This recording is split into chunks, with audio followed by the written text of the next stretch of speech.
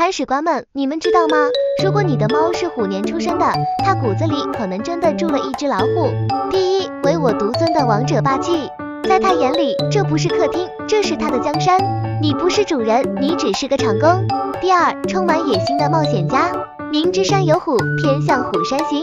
不管是多高的衣柜，还是会动的窗帘，他都想征服。第三，也是最重要的一点，致命的反差萌。前一秒还是威风凛凛的森林之王，下一秒就变成只会喵喵叫的大号猫咪。你家也有虎年出生的披着猫皮的老虎吗？他们有哪些霸气、搞笑的举动？在评论区留言告诉我吧。